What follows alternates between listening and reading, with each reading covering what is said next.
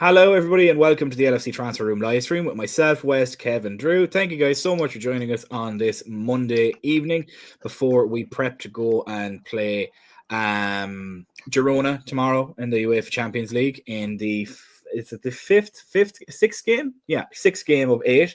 2 more to go after this, where we play Lille and PSV. Playing Lille this side of Christmas, and then playing PSV the far side of Christmas.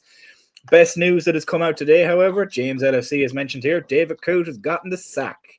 So every Liverpool fan all over the country and all over the world is literally going to be doing backflips for the rest of the week. And I think there was a tweet put out earlier that I just want to say, since Liverpool last played a football game, and this is going to shock an awful lot of people with how much has happened. So since Liverpool have last played a football game, I'm going to get it here now because I had it. Merseyside derby was called off. Much needed rest for the lads. City and Arsenal have dropped points. We have a game in hand. 4 points clear. Contracts have been handed out. Man City's 130 charges verdicts. The closing arguments was delivered last Friday, so they're deliberating at the moment. David Coote has been sacked. Alisson Becker and Diogo Jota are back in full team training, and Alisson Becker is probably fit to play tomorrow. I've had worse weeks.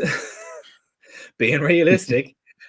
Drew, you have so kindly decided to fob off work today and come and join us on a very rare midweek stream, and we very much love having you here. How are you feeling over the past week? I know we discussed it in some yesterday with regards to the Merseyside derby kind of being cancelled and how we'd view it, but my opinion, I think it was a blessing in disguise. How do you feel about it? Yeah, first of all, I called in sick. But so despite not having to wake up at 4:30 on Saturday morning, which I always hate to do, but especially during the Klopp years, I'm glad I got to sleep in. But I was on the side of I'd rather play it.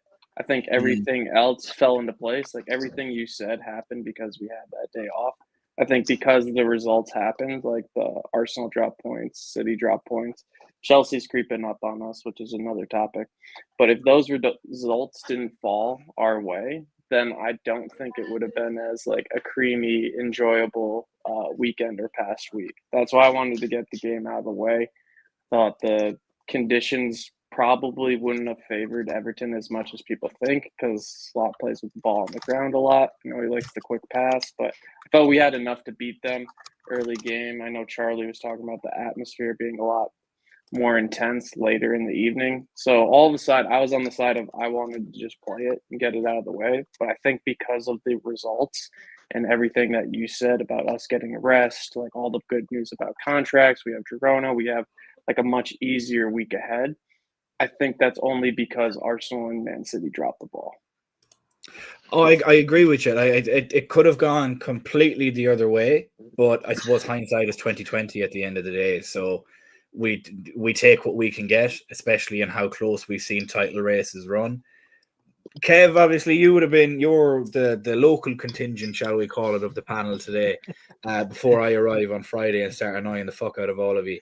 No way. You might as well not even come to the Fulham game, lad. I'd just be there pissing everybody off. It'd be great. But how, like, you were in town, like, how was the weather there? Do you think it could have been played, or are you kind of happy it was kind of called off and pushed later on in the season when we'd have more people back? Like, I was of the opposite of Drew, sadly. I usually agree with him, but I was made up that it was called off. I think it played into their hands set piece wise. I think if you look at the way City play and Arsenal played and the way the weather was, it's just a horrible weather to be playing football in.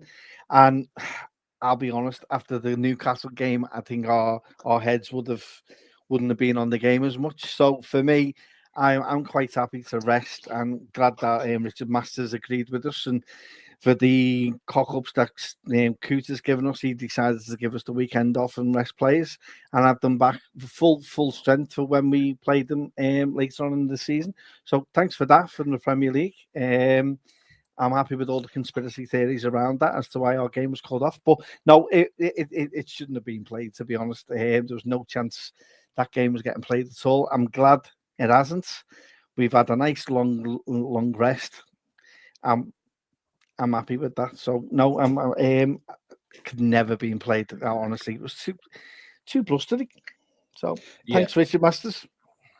No, I don't, because over here, like obviously we're 500-600 kilometers away from you guys, but I know that's small distance to you, Drew. But it's a long distance to us. Okay, it's big to us. That's what matters. But like we lost power here on Friday night and didn't get it back until very early in the morning, and like that alone, along with the fact that I think there was probably about a million and a half people in Ireland without power after that storm, because it was just everywhere. Like I sent a screenshot into the group chat of all the outages that were reported. Paul Gooding, love the new bicycle. That's actually it's the Cat 3, but I know what you're on about. But thankfully that bike has been fucked into the bin because it just doesn't get any use at all because the tires are bursted on it and nobody will fix them. So I decided just to bin it. It was easier. But yeah, I was of the same opinion. Like that wind would definitely play into them with set pieces, especially. I know, Drew, you're saying that we like to keep the ball on the ground and everything like that, but Everton would have smelt blood, and it's their Super Bowl. And if they were able to nick points off of us, that would have been their season made, even if they went down and we lost the Premier League by 2 points, and it's because we drew against them. That had fueled them for years. And I don't think a lot of people know this either. Our record in Goodison Park is shocking. We've won 2 games in the Premier League in Goodison Park since 2016. 2. That's it. Every other win we've gotten against them is at home. In the Premier League, it's only been 2, which it's very hard to believe. Just to add to that, Steve, we've got the same amount of wins at Goodison Park as Everton. Is that this season or just in general? In overall, out of all the games that are being played at Goodison Park, you can look it up yourself to check if my stats are correct. But we have the same amount of wins as what Everton have at Goodison Park. To be fair, it doesn't shock me because every single one of the games has been a draw, bar last season.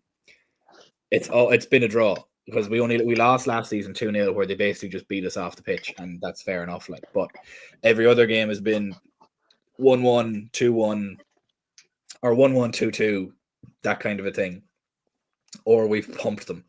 And the 2 games that we won was a 2-0 and a 4-1, and that's in 2016.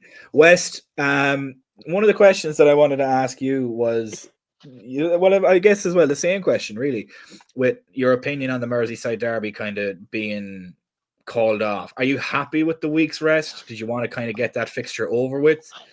Who are you, in the Kev camp or are you in the Drew camp? Because I'm currently, myself and Kev are in the same camp. So do you want to make it splits and go into Drew's camp, or are we all ganging up on Drew? I'm sorry, Drew, but then I might have to go with Kev. Personally, for me, like since the game of Newcastle, right, I saw some faults where I felt like everything gonna target us 2 set pieces. Because I saw the game they won 4-0, 2 set pieces. So I knew that this game they're gonna try win the game 2 set pieces.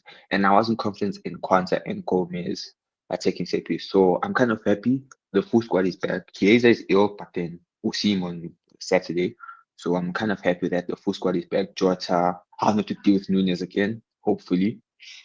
But then, yeah, I'm happy with I don't mind taking this postponed match because I know the time we play them, I feel like we'll be far ahead with the league. So there won't be pressure there anymore.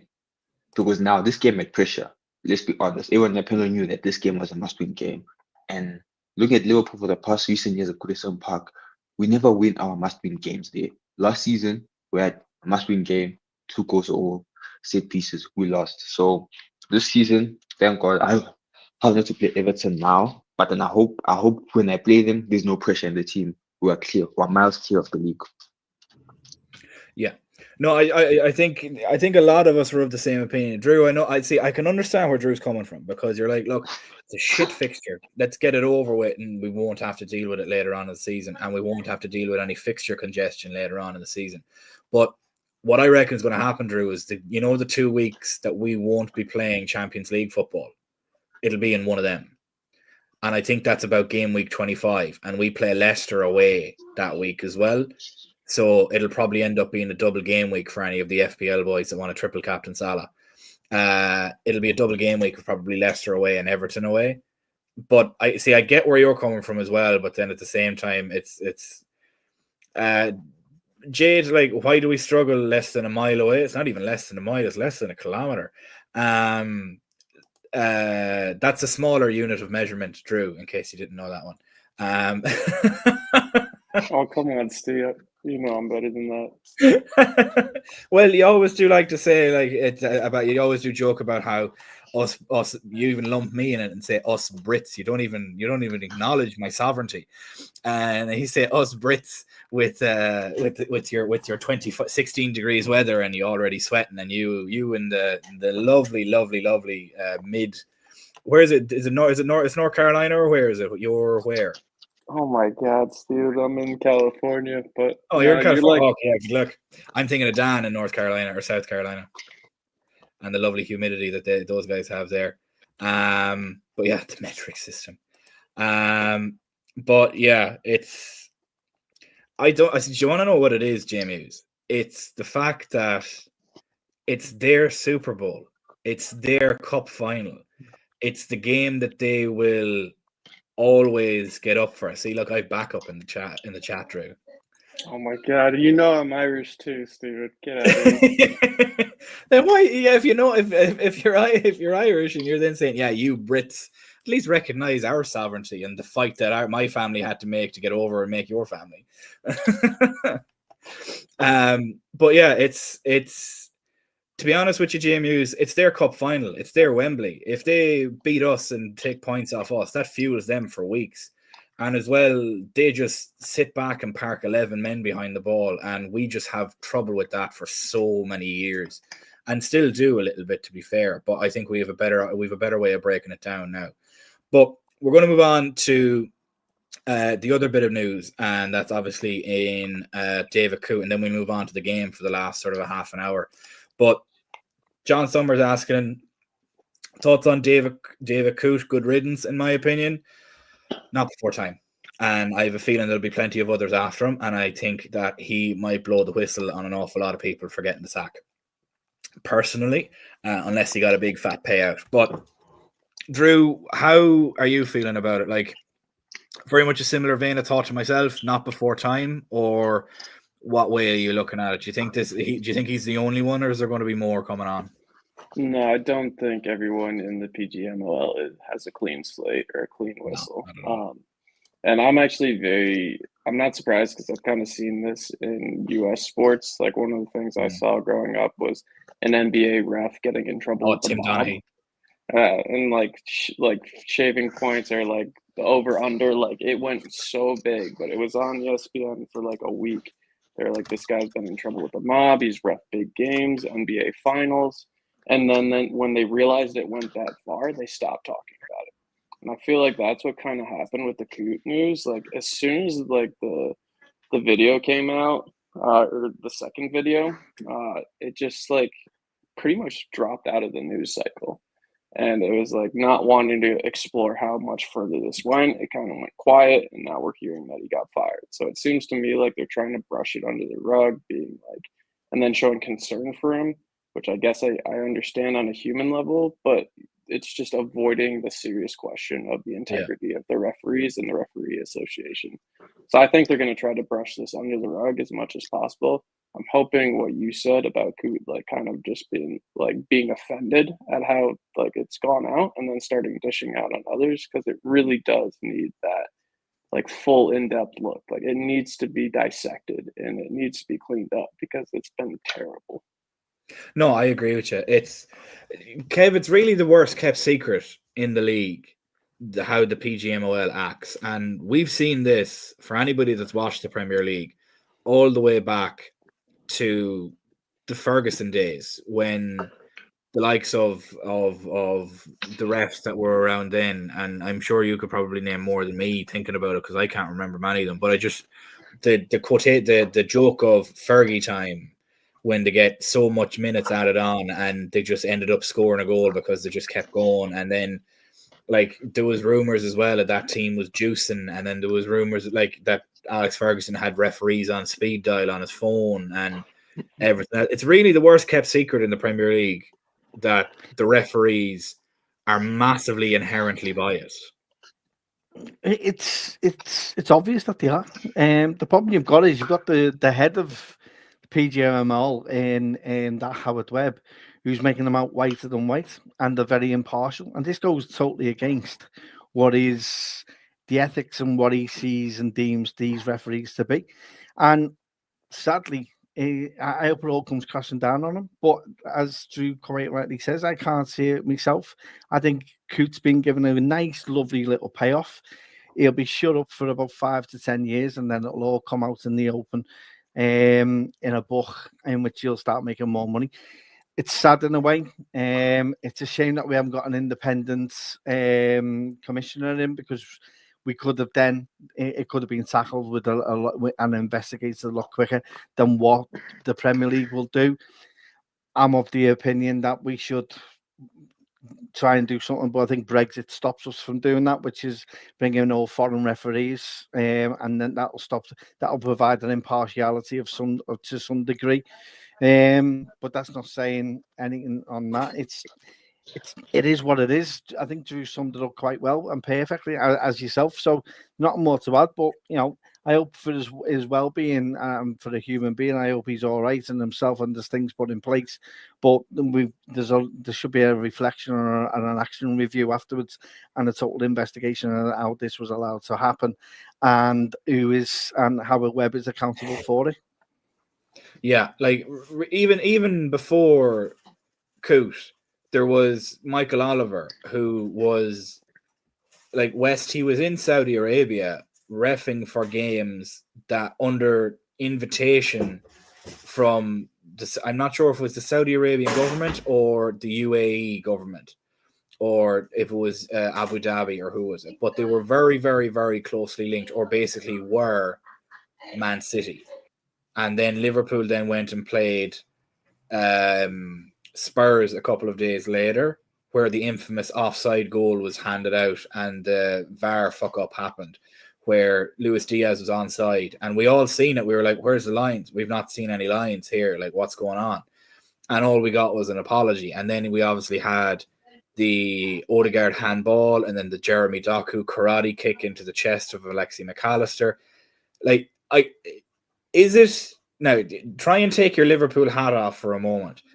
Is it us? And I know I hate to use this term, but is it us being a victim of it and thinking that it's just all biased against ourselves, or does every fan base suffer the same sort of a fate? Like, for me personally, it seems to happen us way more often than not, and conveniently, whether directly or indirectly, who we're challenging against in a title seems to benefit from it.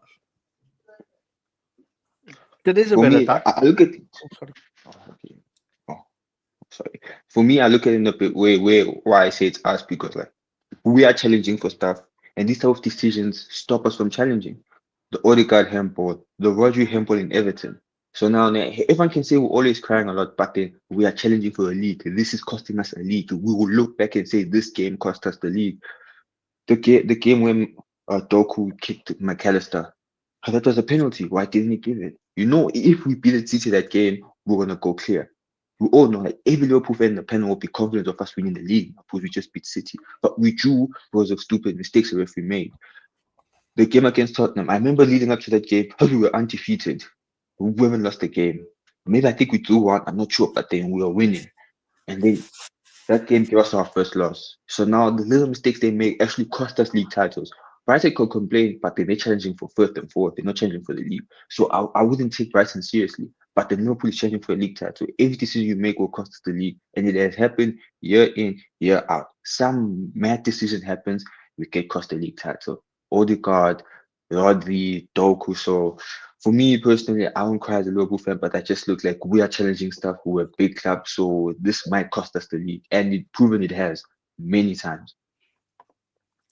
Funnily enough, David Coote was the one that didn't give us a penalty against Burnley that would have made us Centurions, which to this day I'll never forgive the fucker. Genuinely, I won't.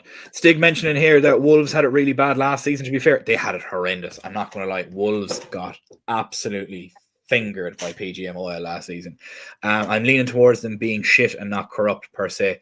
I'd agree with you, Stig, if they were equally shit across the board. See, I don't even think we want preferential treatment. I just think we want consistency. If you're going to be bad, be consistently bad and make sure the decisions are the same elsewhere. Like, if you were making these type of decisions and these type of mistakes in any other walk of life in your job, you would have been fired long ago. But there seems to be just zero accountability towards the refs. They don't have anything to answer for. They go and they spend a week in the championship and then they're straight back into it again 2 weeks later because they spend it the next week then in the VAR room. It's comical to a degree. And then we seen it in the Man City game. And I said it before the Man City game.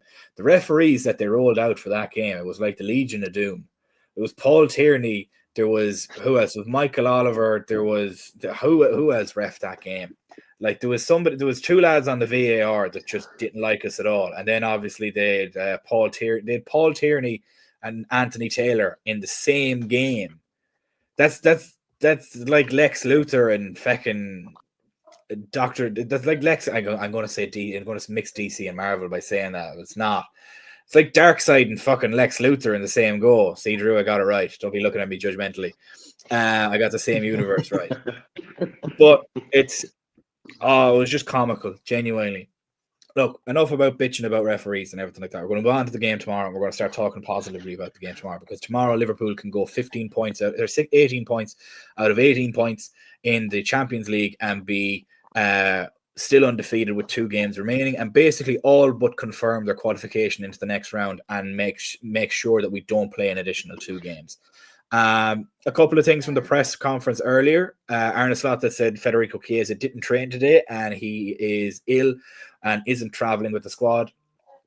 Possibly could be available for the weekend because he was playing with the under-21s and scored a goal in their last outing. But one of the questions that comes in here from Hussein West, I'll throw this one to you first.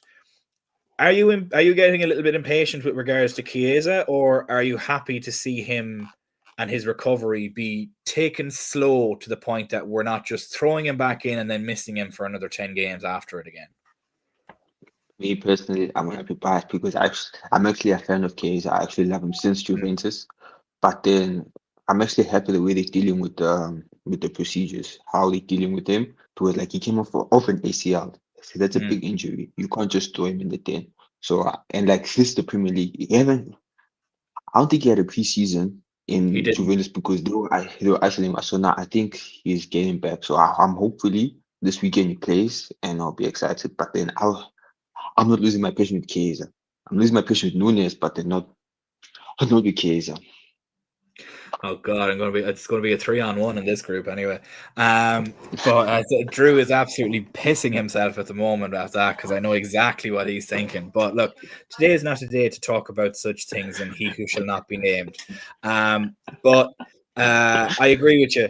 Look, Nunez is a frustrating player. 9 out of 10 games, he'll make you pull your hair out, and then on that 10th game, he'll be world class. But the problem is it's that 10th game, and you'd rather him be that on the 9 games.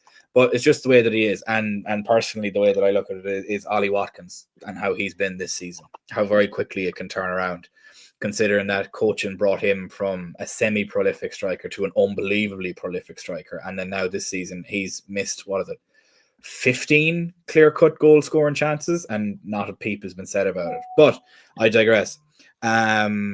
With the Kev Chiesa is kind of one of them. Like, we were very excited when he signed, and we were thinking, look, even if he gets to like 80% of what he was previously, we've got a massive steal of a signing with that. So he didn't have a preseason. He was basically frozen out of the Juventus squad since the new manager came in, and that was very early on in the summer, and he really didn't have a preseason at all. So realistically, he spent since August until now having his preseason and having his rehab. Are you excited to see him back, or have you kind of just lost patience and not really counted him for the remainder of the season? I was skeptical when we signed him. I thought it was a big risk. Especially after his injury that he had.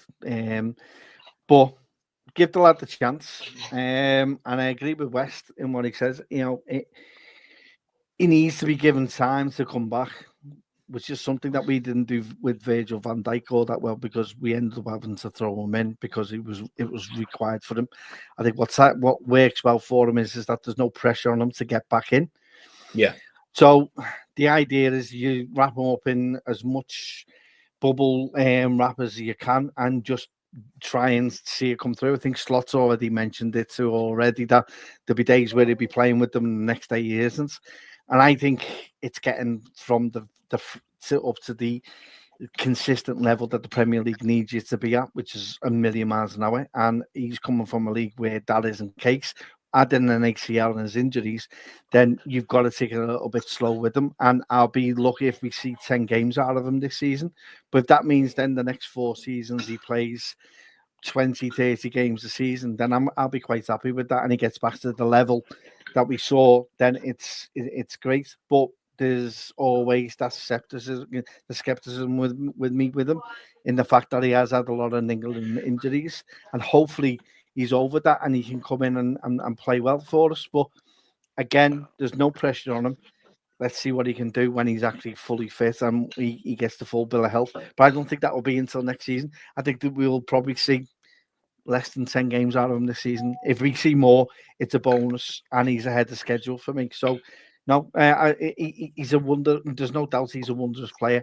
And to have that kind of talent, if he gets back to the level he was, and it's always that if he can, after the big injury that he has, but hopefully he will do. Yeah, I suppose, Drew, the real question is, like, even if he gets to be 80% of the player that he used to be prior to that, I don't know if it was an ACL or an Achilles. It could have been fucking both. But he just got absolutely bet with injuries. And there was a time 4 years ago that he was a £100 million player, and every team across the world that was trying to compete for titles was after him. And now, after his misfortune over the last number of seasons and falling out of favour with the Juventus manager, it seems that we might have gotten a bit of a steal here. And it's kind of a very low risk, high reward kind of a signing, because it was less than what we paid for Endo, way less. And if he becomes 80% of the player that he used to be, that's going to be considered an absolute masterstroke by the club, especially with how you can clearly see that that's their aim with how they're handling the injury. And reports that came out obviously said that a lot of his injuries were mismanaged, which is why he was way worse off than what the club originally thought, because of those injuries being mismanaged. And as Kev said, he's moving from a league that is much slower pace to a way higher pace intensity. And given his 2 appearances so far this season, I thought he looked pretty good. I'm not going to lie to you. In his first game, he'd had a screamer from 40 yards out that nearly went in. And I'm telling you now, if that went in, I would have had an accident. How like, in his 2 brief appearances, he's really like, people are saying that he's been unhappy and that he wants to go back to Italy, and I'm kind of like, have you watched the guy train? He's just smiling all the time. He walked into Anfield and he couldn't stop smiling, and his wife was kind of there like, what the fuck is this place? And he's there loving life. And do you think it's only going to be 10 games this season, like Kev, or do you think he probably make much more appearances in the second half of the season? I'm hoping it's kind of like a Diaz signing in January. I think, you go back to like the Fabinhos or the Robertsons that took time to bed in. Like, as Wes said, Chiesa didn't have like a preseason, so he didn't really get to integrate with the squad. It's probably taken so long to learn everything that Slot wants, the changes in environment, like team, everything into that comes into play. And on top of his injury history. So I'm hoping that he does come like in the business end of the season, when we have games come thick and fast, like after that break, Christmas break, or post-Christmas break, that winter break, when we start playing a lot, he'll come into the fold more. I think it will be more than 10 games a season, but even like already has 1 assist, I think, from our front line. I'm saying like no joke, but I think it's like Nunez, Gakpo, and Diaz only have 2 assists in all competitions this season. So as you said, like, very exciting player. I personally thought, for the money we got him for, absolute steal. Kind of reminds me of the Shaqiri buy, where it just makes sense to gamble on that.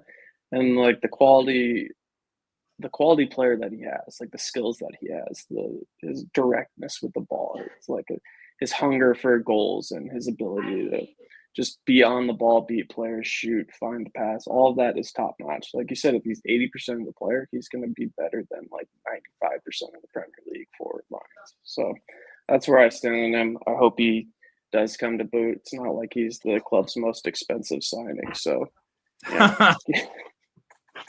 Love the little sly dig there. That's cheeky. That I appreciate that though. Those craftsmanship and that how you kind of worked up to it. So I give you that one. Craftsmanship there. Okay, tomorrow's game. Before we get into it though, I just want to do a little bit of housekeeping. Make sure to like and subscribe if you haven't done so already. We've nearly 4,000 people in currently watching us at the moment from across Twitter and YouTube.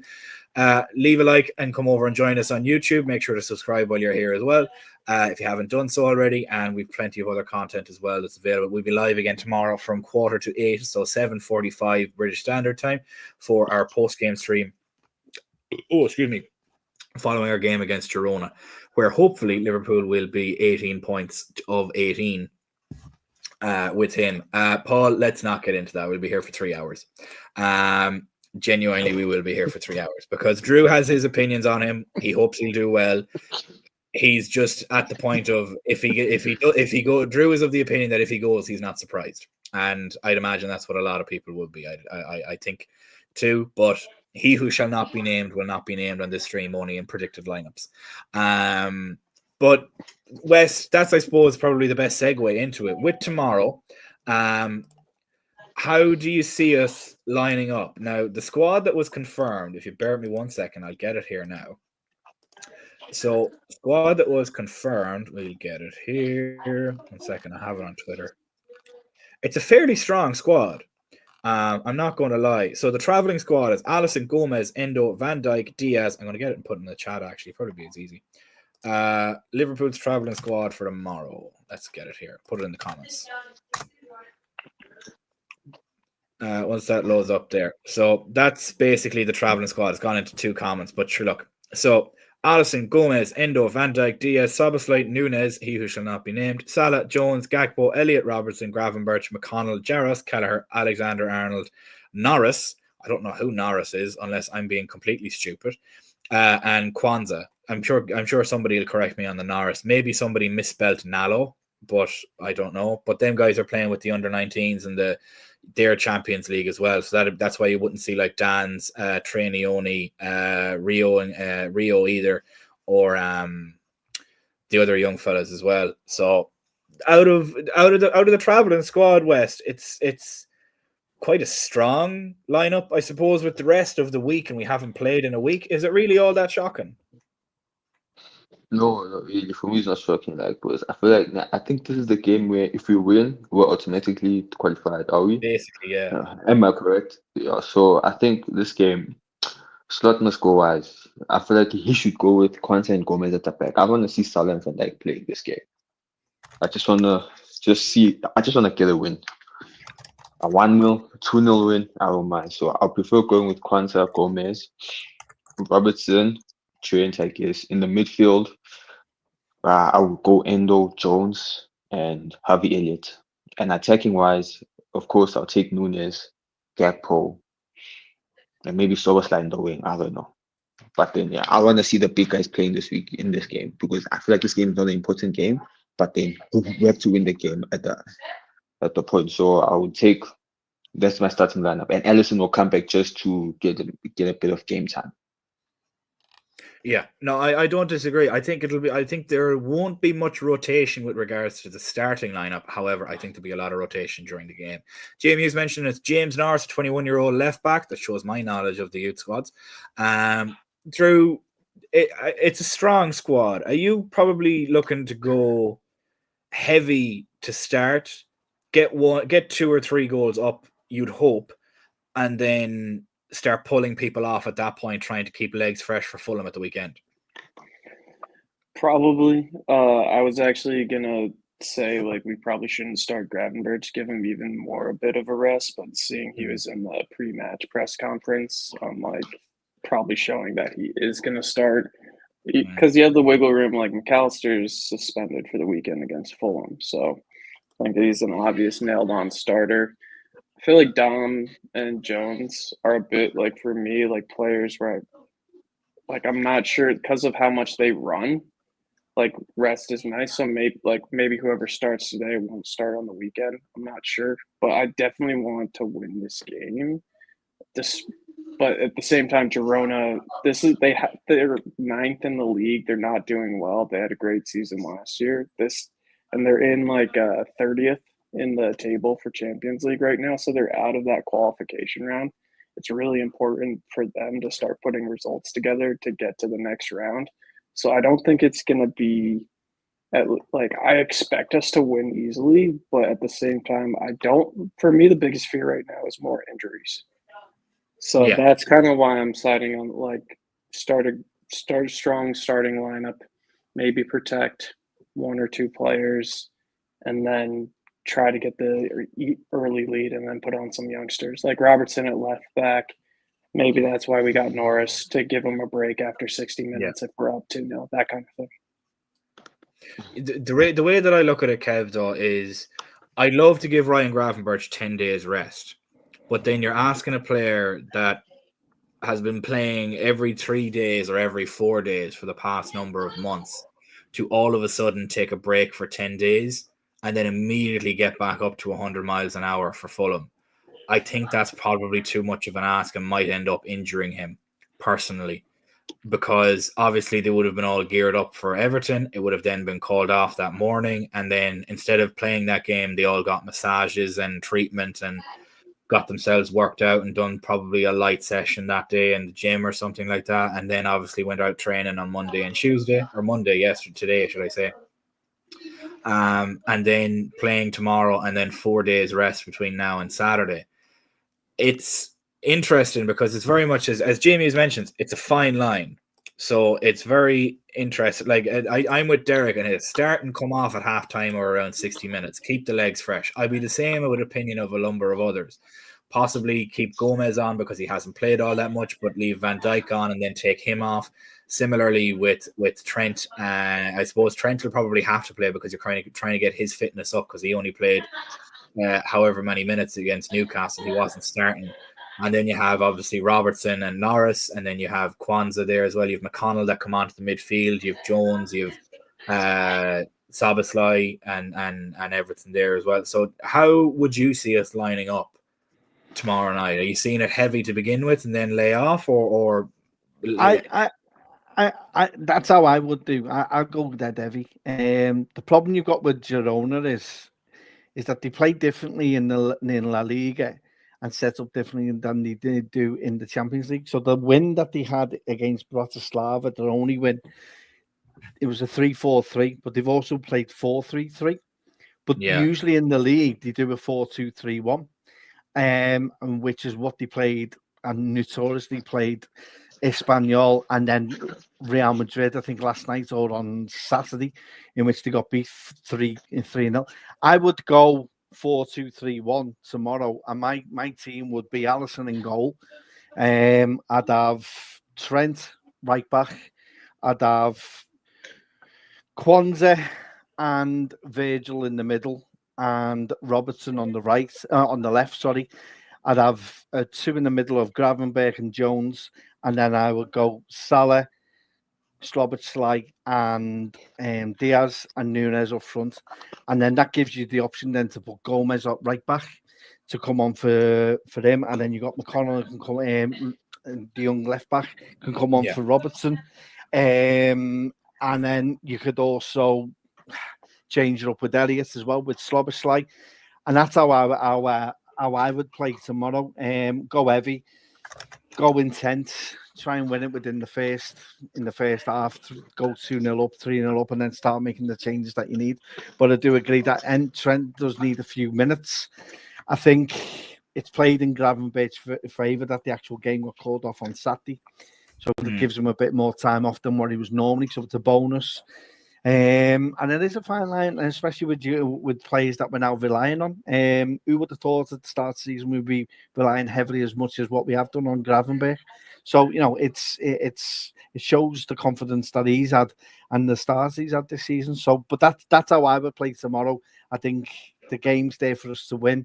We're already in the playoffs that happened last week in the last game that we played. This is just to cement our place in the top 8. But we need to keep that going, and if we can get 2 more wins, I think we'll take the first position.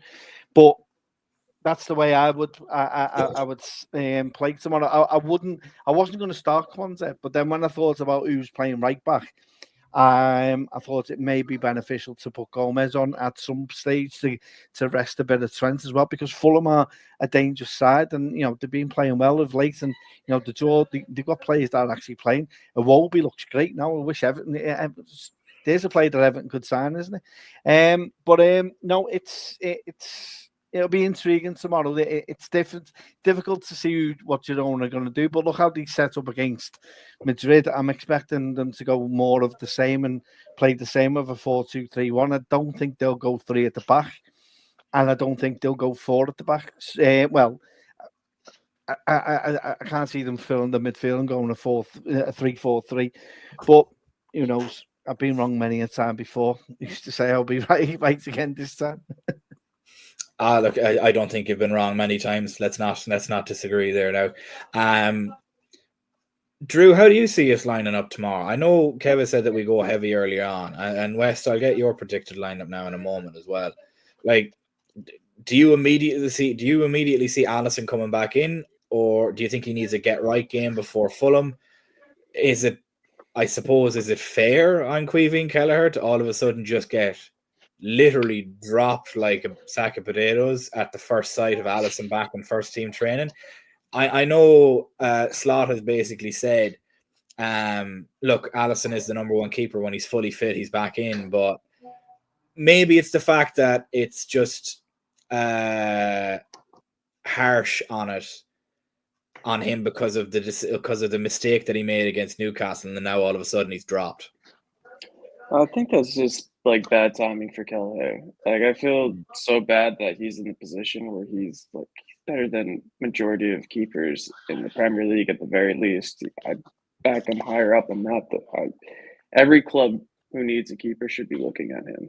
But just timing wise, if Alisson's fit and ready to start, he should start. Like, Slot has made that clear. He does need the warm up game before Fulham, and you wouldn't bring him unless he'd start, in my opinion. And Slot kind of alluded to it in the press conference where he was essentially said that Alisson was going to start, said the fine margins are there, that he's the number 1, etc. So for him just being along on the trip, for me, makes it seem like he's starting. But who knows? Maybe there's a surprise. It still is extremely just bad luck for Kelleher that he's done so well. I think just timing-wise on the Newcastle mistake, it happens. But, just timing, if Alisson's ready, he's starting. Slot's made that clear.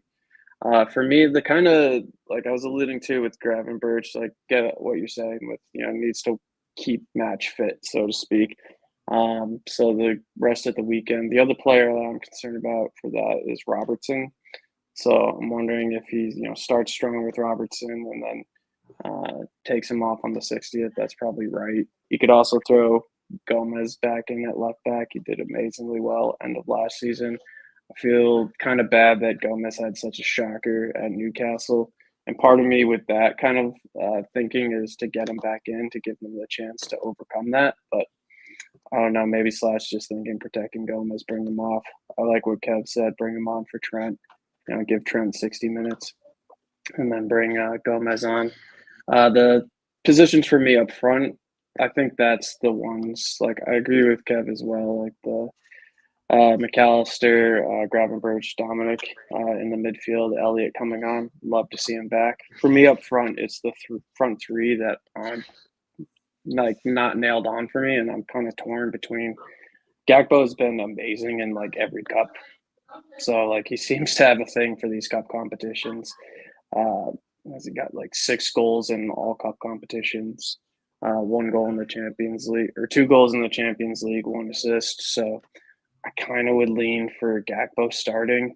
And I'm torn again with Nunez starting for striker. I would want him to, like, it seems like a opposition that he could really thrive against. And I think for me, the most important thing for him is to get confidence.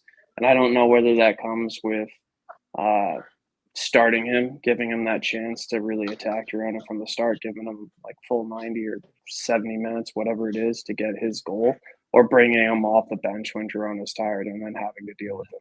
So that's always how I think Nunez is most effective in most cases. Like the pace that he has, the chaos that he brings. If you throw that on tired legs of defenders, it's mayhem. But for me, I'd probably start Nunez just to hopefully give him a chance where it's like it's not like this match has some leeway. If we don't win it for some reason, or if we draw, there's 2 more games to secure that top 8. So we'll see. Yeah.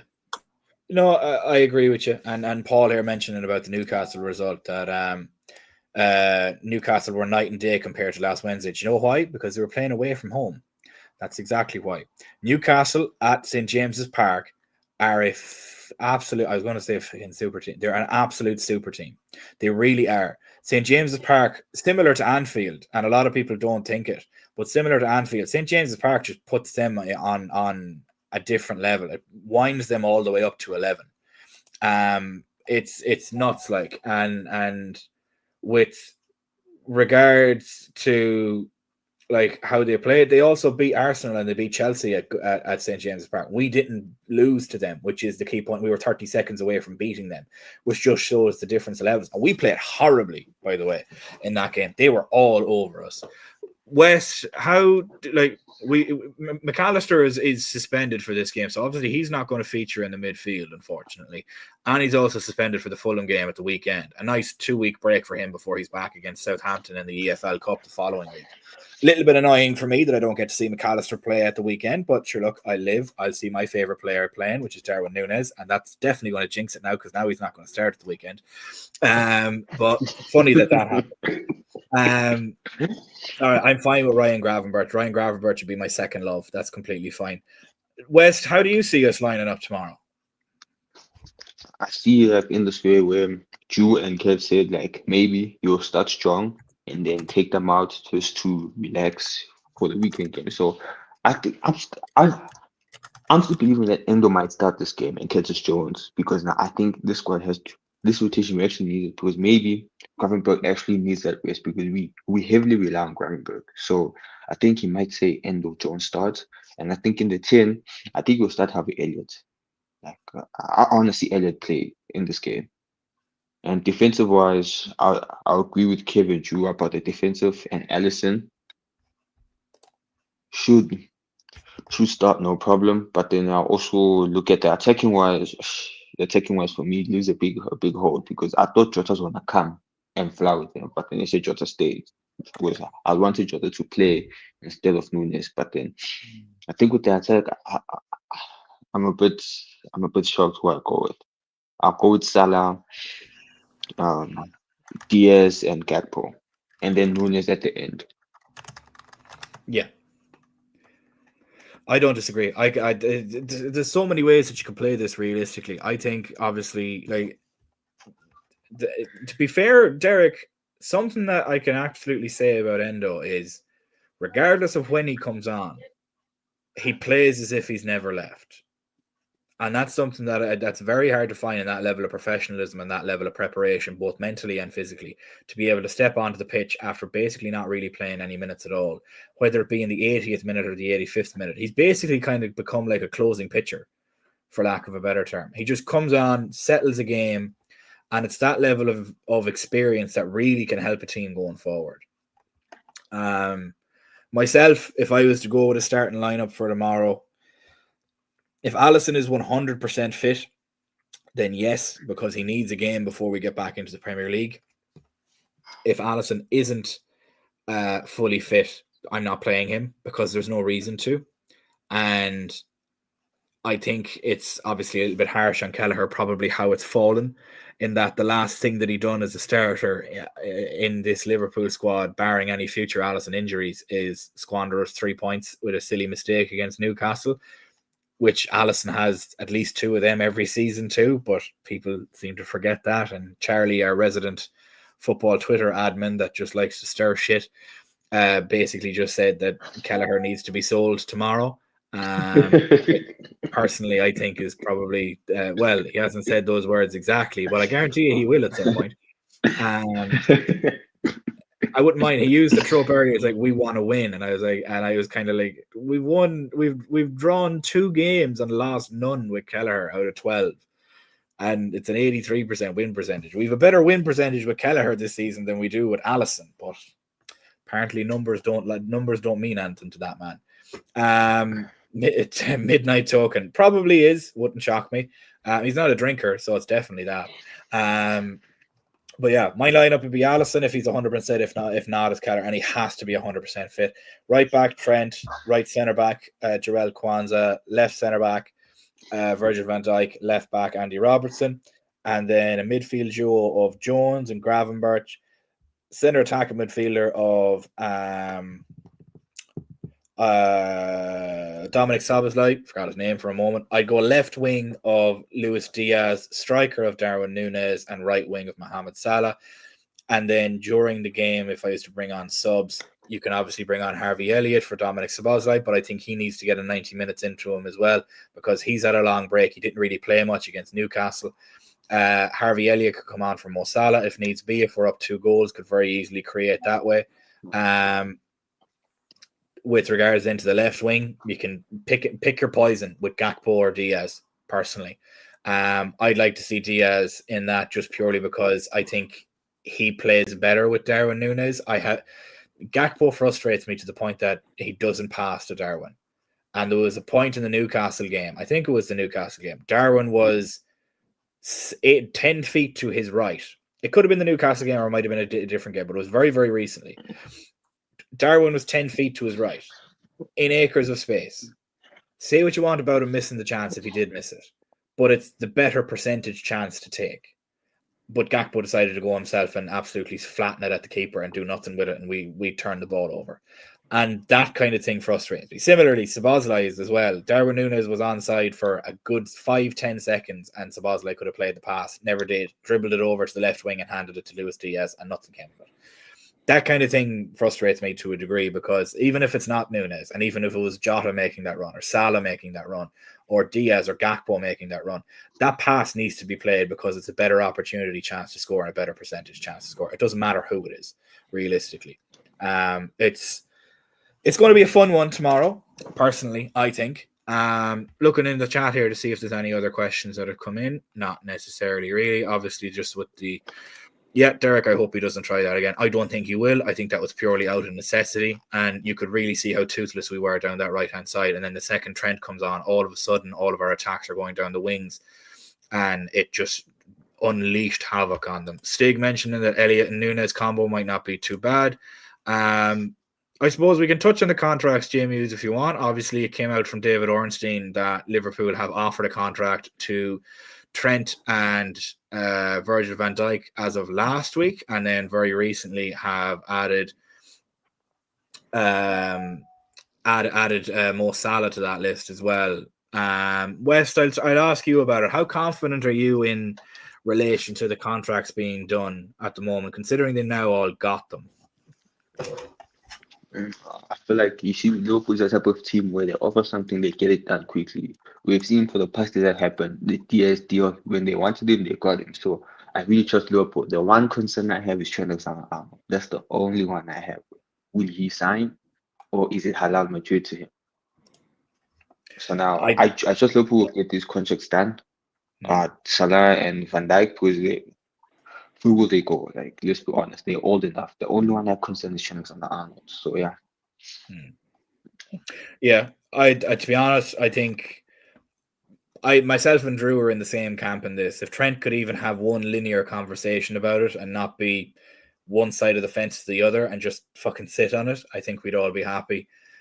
Drew, have any of your opinions changed in relation to the contract situation, especially now that they all have a contract in front of them, or what do you think? Yeah, I'm probably more optimistic on Trent than I have been this entire saga, just because of like the reports coming out that seems to be progressing positively, and then the state of Real Madrid, like seeing the whole Mbappe situation, like not betting in Real Madrid's certainly not at their best. There's a lot of question marks over them.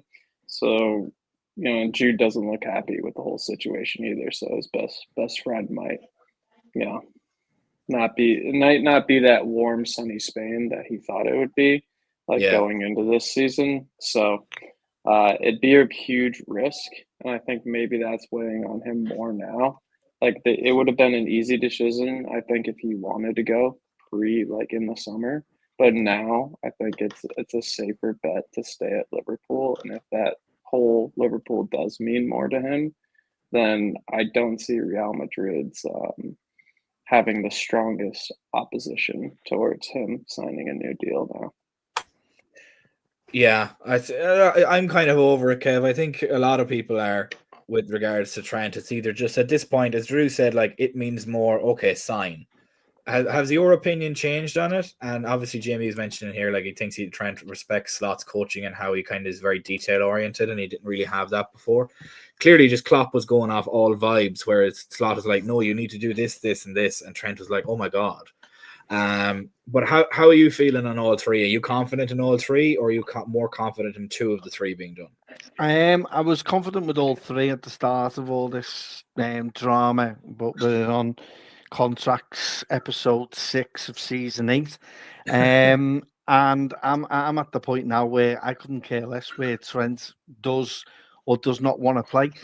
I tell you what, he could go into a line of politics because of how great he's been and how he's saying all the right things and doing all the right things, and he's keeping himself quiet to a degree. I couldn't really care less. I think some of his performances have shown that his mind is elsewhere. I just hope that the Real Madrid performance plays on his mind and on the difference between the two clubs at the minute. And there's a lot more. There's a lot more going on at Liverpool, and there's a lot more way of us reaching our potential being a lot higher than where Real Madrid is at the moment. So when you take that all into consideration, your little fella that is over there already, leave him over there, because from what I saw, quite frankly, he should be at Birmingham. From the way he played. So for me, I would be telling him to give his head a wobble and just sign. But I'll be honest, I think the two that's more meaningful for me that I hoping that we should sign is Virgil and Salah, because at the minute there doesn't seem to be anyone out there at the minute that you can actually say can fall on and go, right, he's definitely going to be the man who's going to turn over, who's going to take Mo Salah's position. And why would you not give him a 2-year contract? Let him play for the next 2 years. Gives us a bit more time to assess the players in that position. Virgil can go on till he's about 50 because of his positional sense. I haven't seen a central defender like him in the league whatsoever. All he needs is legs around him, and that's the way I'd go about it. Those two, I'm more concerned about those two. What I don't want is this going into the January transfer window, and we're still talking about these when we need to be buying players in at an important time in the season for us, when we could be utilising that far better and bringing in players in that can give us a big run in for and give a bit of a kidney blow to all our the other contenders, and the fact that we've brought in and we buy well. So that's why I want us to do. I utilise this month as much as we can. Trent wants to sign. I'm not going to give him loads of money. I'm getting bored of it, if I'm being honest. I have been since September, to be honest. But as I say, let's hope the Christmas special of contracts will be the season finale, hopefully. Yeah, it hopefully, because I think as Paul mentions here, Conor Bradley has made my opinion much easier on Trent, because, and as well, Trent isn't really coming to the table with a massive bargaining chip. He's not banging in assists. He's not scoring goals. He hasn't really won us many games. His attitude has seemed to have stunk. Personally, I don't think he's captain material. I don't think he will be captain for a long time. I don't even think he ever will be captain of Liverpool. And I think maybe he senses that, and he's kind of just maybe given up the chase and has said, sod it, I'm off to Madrid, which possibly could be the case. And if Real Madrid are willing to give him a Jude Bellingham contract, let them. Somebody mentioned it earlier. Where is it? Carvajal and Trent in the same team. I don't really see that. Carvajal has basically ripped his knee in half, and he's over the age of 30. His career is done. His career is gone. Unfortunately, his knee was put. His leg was his shin was looking back at him. It bent that far out of place when he swung. I don't know who he kicked, but he kicked somebody, and his leg literally went like this and faced back to him when it wasn't meant to. So you can count his career done. He's gone for at least 12 months, and he'll be another 6 months after it to really recover and get back up to speed. And at that point, you'll have Trent basically embedded in a squad. But it is what it is. As Kev said, I'm bored of it too. Have been for months. If it means more Trent, sign the contract. It's as simple as that, unfortunately. The other two have been going about it masterfully. Virgil van Dijk has gone about it the way a captain does. I've nothing to report. I'm gonna leave it to the club. It'll be with the club. That's all you're getting off me. Salah has done the same song and dance that he done the last time. He's disappointed he hasn't gotten a contract, using the fans to get on his side, playing the game. And Trent has gone about it the same way. But as me and Drew have said on previous streams, he's flip-flopping between saying stuff that would make you think he's going to stay and then saying something that makes you think he's going to leave. He doesn't want to win trophies early, but then he said to Eze, oh, lad, I've only won this, and this, while poor Eze sat there without a pot to piss in, like. And then he's gone on and said that he wants to win Ballon d'Or as a right back. And I'm like, you would need to get 20 goals and 20 assists as a right back to win Ballon d'Or, because there's no hope you're winning it otherwise. And you're not even going to do that at Real Madrid. So if that's your dream, that's, as Drew has mentioned in other streams, it's very personal, not team oriented. And I think that that's probably going to be a problem. But we're going to finish it there, guys. We've just reached the hour. Over 5,500 people watching us, so make sure to like and subscribe if you haven't done so already. If you're currently watching us on Twitter or X, please jump over to our YouTube page and leave a like and subscribe while you're there too. Thank you guys so much for joining us on this pre-match stream. For myself, West, Drew, and Kev, we'll see you guys tomorrow again at 7:45 British Standard Time for the post-game stream, and hopefully we're celebrating a win. We'll see you later, guys. Thanks so much for watching. Bye-bye.